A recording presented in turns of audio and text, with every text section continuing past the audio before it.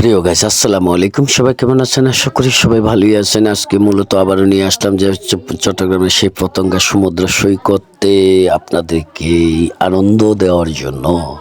তো মূলত আপনারা দেখতেই পাচ্ছেন ইতিমধ্যেই কিন্তু অনেক লোক কিন্তু এখানে জড়ো হয়ে গেছে চট্টগ্রামের সেই যেই পতেঙ্গা সমুদ্র সৈকত তার সৌন্দর্য উপভোগ করার জন্য। তো আসলে মূলত আমরা আপনাদেরকে বিভিন্ন জায়গার ভিডিও কিন্তু তুলে ধরার চেষ্টা করি। সেক্ষেত্রে আমরা কিন্তু জানা অজানা অনেক তথ্যই কিন্তু আপনারা ভিডিও থেকে কিন্তু জানতে পারেন।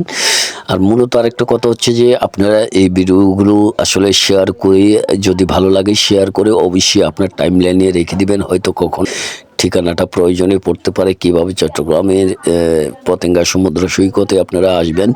এটি হচ্ছে যে যেটা পতেঙ্গা সমুদ্র সৈকত, এটাকে মূলত আসলে আমরা সি বিচ। তো এই সি বিচে আসতে হলে আপনাকে চট্টগ্রামের যে কোনো প্রান্ত শহরে নেমেই আপনি নিউ মার্কেট বা কদমতলী, আপনি যদি দূর দূরান্ত এলাকা থেকে নাকি অলঙ্কারে নামতে হবে। অলঙ্কারে নেমে আপনি যদি ওইখান থেকে বলেন যে আমি পতেঙ্গা সমুদ্র সৈকতে যাব, আপনি একটা সিএনজি নিলে সিএনজি আপনার থেকে 250 টাকা মতো ভাড়া নেবে। তো সেক্ষেত্রে আপনি কিন্তু চলে পারেন যে এই সমুদ্র সৈকত পতেঙ্গাতে।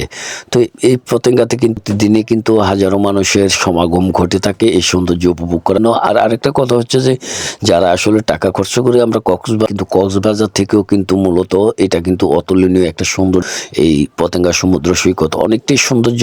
এই পর্যটন কিন্তু অনেক আসলে কাজ করেছেন পর্যটন যে মন্ত্রণালয় কিন্তু অনেকগুলা কাজ করেছেন এই সৈকতের জন্য।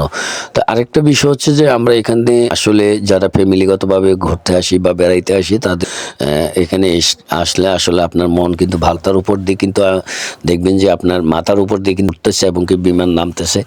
তো আমরা আসলে তখন হয়তো কোনো বিমানের ভিডিও দিতে পারি।